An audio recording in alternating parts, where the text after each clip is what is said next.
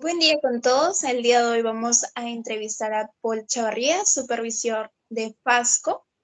Estoy junto con mi compañero Hernán Liebig. Mi nombre es Araceli Betancourt. Paul, coméntanos un poco de tu experiencia como supervisor. Hola, ¿cómo están? ¿Qué tal? Muy buenas noches a todos. Buenos días, ¿qué tal? Mi nombre es Paul Chavarría. Sí, actualmente yo tengo ya lo que es un tiempo de 5 años aproximadamente dentro del rubro de atención al cliente. Mi especialidad o lo que yo me he especializado es justamente el trabajo con el personal, ¿no? El tema del liderazgo, el servicio y también el trabajo en lo que respecta al tema de los indicadores, ¿no? Frente a ya sea las metas que nosotros o como cliente nos los exigen. Gracias, Paul. Bueno, vamos a comenzar con unas preguntas. ¿Nos podrías comentar cómo es la comunicación hacia tus asesores? La comunicación de mi persona hacia mis asesores es una comunicación directa, ¿no? Una comunicación lineal, una comunicación que, al menos en mi persona, mi trabajo como líder, es una comunicación de igual a igual. Es, tiene que ser una comunicación asertiva con ya sea buscar también y crear siempre lo que es el buen ambiente dentro de mis colaboradores y también que siempre haya esa facilidad, ¿no? De llegada hacia ellos. Gracias, Paul. La siguiente pregunta es, ¿cómo actuarías si un asesor tuyo te faltaría respeto? Correcto. Tendríamos que validar o ver qué tipo de falta de respeto, ¿no? Hay varios casos en realidad.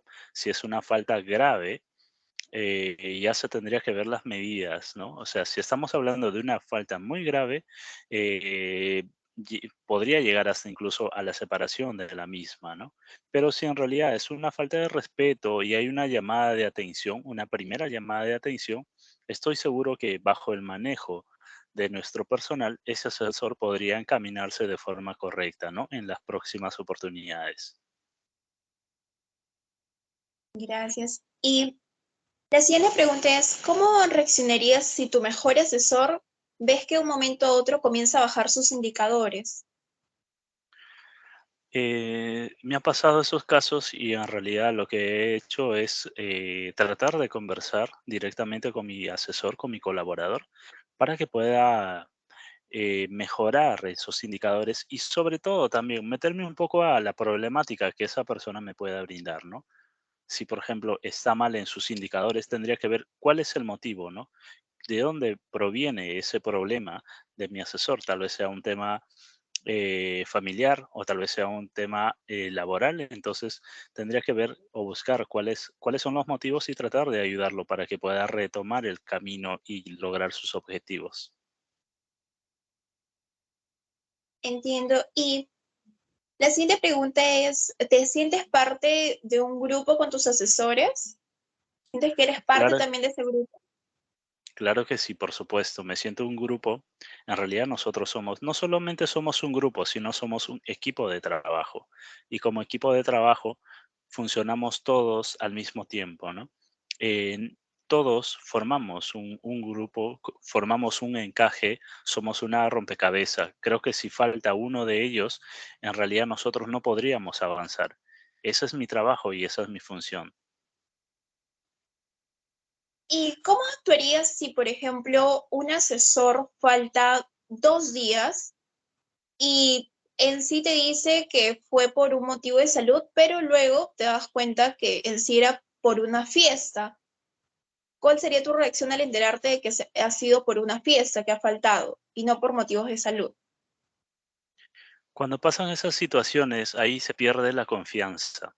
El líder frente a sus subordinados o sus colaboradores también plasma una línea de confianza, pero cuando esa confianza se rompe, a veces es difícil de recuperarla. Entonces, yo para la próxima, en un futuro, si este asesor me pide un permiso para cualquier motivo, dudaría, o ya sea por el tema de alguna falta, dudaría también de esta persona si ya veo que viene con ciertas situaciones que no lo está sustentando de una buena manera y encima veo que no son ciertas. Claro. Y la siguiente pregunta es, ¿te sientes identificado con tu grupo? Me siento identificado con mi equipo, así es, efectivamente, porque al final el mensaje que yo plasmo, ellos lo tienen que saber, ellos lo tienen que identificar. Entonces, creo que en conjunto nosotros nos sentimos identificados y sabemos hacia dónde vamos. Gracias. Ahora, bueno, la siguiente pregunta le va a realizar mi compañero Hernán. Bien. ¿Qué tal, Paul? Buenas noches. Hola, Hernán, ¿cómo estás? ¿Qué tal? Bueno, te voy a formular unas 6 últimas preguntas para ver más o menos cuáles fueron, sobre todo bajo tu experiencia y reacciones ante ciertas situaciones. Asimismo, dada la coyuntura, vemos que actualmente trabajamos a través de lo que es el trabajo remoto. Y en Así base a es. ello, quisiera consultarte cómo te afectó a ti los cambios de trabajar de manera presencial a hacer un trabajo remoto. ¿Cuáles fueron ese tipo de cambios? ¿Qué es lo que más te costó en esta nueva modalidad? Bien, si partimos de lo que me costó acostumbrarme a esta modalidad, definitivamente que para mí fue un reto. El tema de manejo de equipo, de grupo, frente a personas que están a través de una pantalla, no es igual que manejar un equipo de personas face to face. Entonces, el trabajo remoto al inicio fue un tema para poder acoplarnos, para poder cambiar nuestro chip, cambiar esa forma de liderar al equipo personalmente y que pasamos a un liderazgo o a una forma de trabajo, pero ya totalmente remoto, ¿no? Ya las llamadas de atenciones no eran directamente con el asesor, sino era a través las videollamadas o a través de los grupos de WhatsApp. Entonces, teníamos esos medios por el que utilizábamos, ¿no? Pero poco a poco hemos sabido, al menos mi persona, he sabido acoplarme a esos cambios. ¿Tienes alguna otra consulta? Sí, justamente quería consultarte también en base a lo que me has indicado, ¿no? O sobre todo en base a tu experiencia. Eh, ¿qué, cuán- ¿Qué difícil ha sido para ti, por ejemplo, decirle a un asesor que ya no continúa más bajo tu mando, que ya rescindió contrato por X motivos? Podría ser porque acabó su contrato o porque en este caso no llegó a los indicadores obtenidos o porque tu jefe te dijo, ¿sabes qué? Hasta aquí nomás el asesor ya no continúa. ¿Cuál ha sido tu experiencia ante esa situación? Frente a esas situaciones, primero uno tiene que ser bastante claro con la información que brinda, así sea positiva o negativamente. Uno tiene que tener una comunicación asertiva y clara al asesor a la hora de transmitir ese tipo de información. Si un asesor no llegó a sus metas, es por un tema de productividad que lamentablemente no continúa en la empresa. Uno tiene que ser claro y preciso, demostrar cuáles eran los indicadores por el cual el asesor no está cumpliendo ese objetivo e indicarles, ¿no?, el motivo por el cual lamentablemente su continuidad en la empresa no da para más. Si es otro tema, como por ejemplo eh, un tema de término laboral, porque se termina la campaña, porque se termina, en este caso, simplemente el contrato, entonces también uno tiene que ser claro. Hay ciertos puntos donde uno como persona, si se pone al lado humano, puede dar muchas oportunidades, ¿no? Puede dar una, dos, tres oportunidades al personal, pero también vayamos por el otro lado, por la parte numérica que a nosotros la empresa nos exige también. Por ese lado, entonces tenemos que sopesar, dado que nosotros cumplimos objetivos, dado que nosotros somos números, también tenemos que ver el tema de la producción, el tema de la productividad de cada personal. Y en lo personal, sí, no es fácil tal vez estas situaciones, pero ya uno bajo la experiencia, bajo eh, bajo el tiempo que va teniendo estas experiencias, ya va sabiendo sobrellevar estas situaciones. Muchas gracias. Otra pregunta u otra situación que también te quisiera plantear ante este tipo de coyuntura, sobre todo en este caso en el trabajo de call center que elaboras y realizas día a día. ¿Cuál es la importancia que tú consideras que un asesor deba tener la escucha activa para ejecutar o ejercer este tipo de trabajos? ¿Muy fundamental o qué nos puedes decir al caso?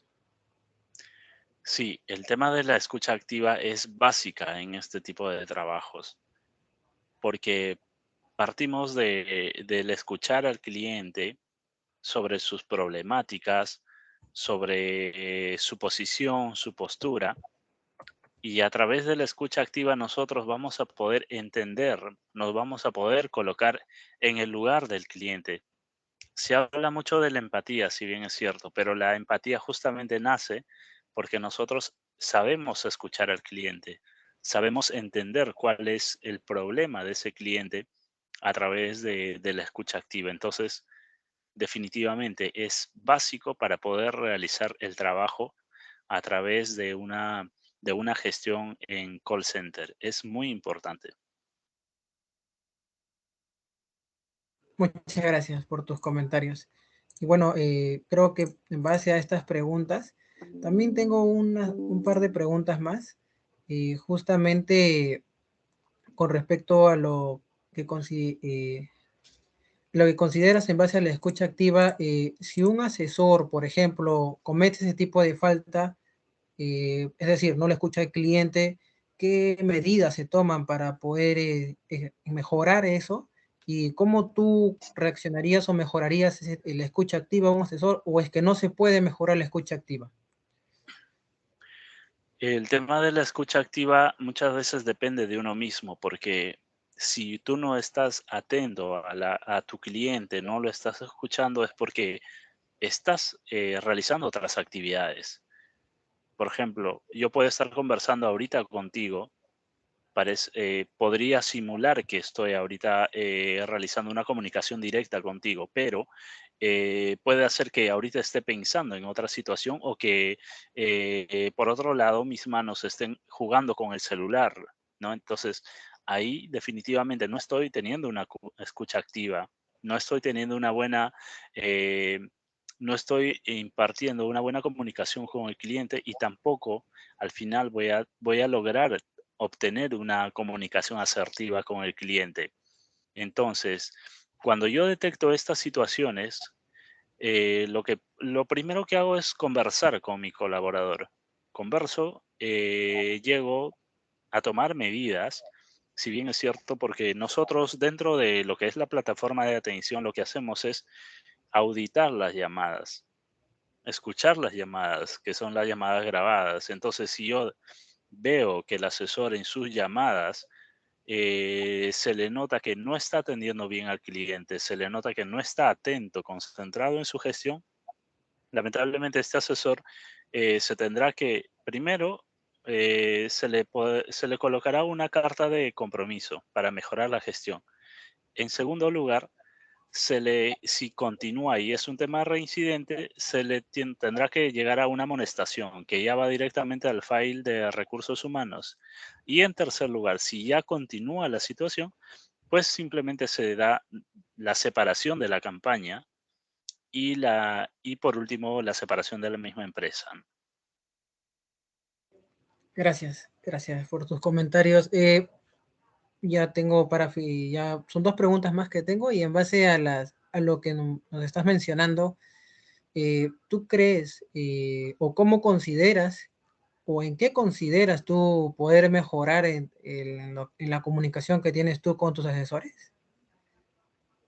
En lo que deberíamos de mejorar, considero que en lo que debemos de mejorar siempre está en que primero tengamos siempre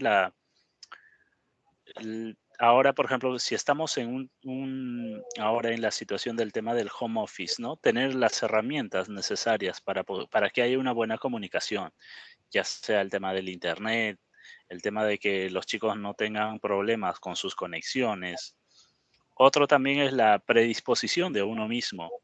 Si uno quiere realmente comunicar, ya sea tener problemas o cualquier situación dentro de la empresa, uno tiene que tener esa predisposición de conversar con tu jefe, ¿no? Con tu supervisor. Y por mi parte, igualmente, también, siempre estar atento, revisar las gestiones de mis asesores, de mis colaboradores y estar atento a algún cambio, ¿no? Si yo veo que este asesor está presentando algunas falencias en alguno de los puntos o indicadores, converso con él para poder tomar las medidas, ¿no? Para poder mejorar. Entonces, eh, en base a eso, el tema de la comunicación es importantísima. Es muy importante, es básico dentro de la gestión en la empresa, ¿no? Eso en realidad a nosotros nos ayuda muchísimo. Y también como profesionales, la comunicación asertiva es básico para toda situación. ¿Cómo tú reaccionarías ante, es decir, un día tú vas temprano a tu trabajo y tu jefe te reporta y te dice que vas último en las encuestas de la semana? ¿Cuál sería tu reacción? ¿Qué es lo que le indicarías? ¿Cuáles serían tus metas?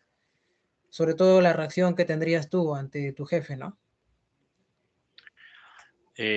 Definitivamente cuando uno tiene malos indicadores, de hecho que la primera reacción es una reacción de frustración, ¿no? Una reacción de desazón, de amargura, pero también uno tiene que ser analítico en los trabajos que ha venido realizando.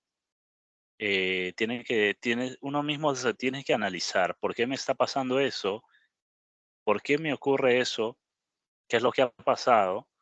No he estado cumpliendo los procesos, no he estado realizando correctamente mi trabajo, mi gestión del día a día, no he estado revisando mi rol, mi agenda, no he estado cumpliendo ya sea con los feedbacks diarios de mis asesores. Entonces, uno tiene que hacer un análisis porque detrás detrás de esos números, ya sean negativos o positivos, está el trabajo de cada uno de nosotros. Si esos números hablan de que estoy en rojo, es porque no estoy cumpliendo mi trabajo, no lo estoy haciendo bien, no lo estoy aplicando de buena manera. Si mi meta es llegar a 100 y yo estoy en 20 o estoy en 30, es porque no estoy dando el 100% de lo que yo debería de dar. Entonces, tengo que esforzarme, aplicar ya sea un plan de acción, un PDA, con mi equipo de trabajo para que las cosas cambien. Mientras tengamos tiempo, mientras hay todavía ese plazo, podemos trabajarlo, podemos gestionar mucho más y continuar y lograr ese objetivo. Muchas gracias, Paul, por tus respuestas y por apoyarnos el día de hoy en esta entrevista. Agradecemos mucho todos los aportes que has dado en cada una de las respuestas.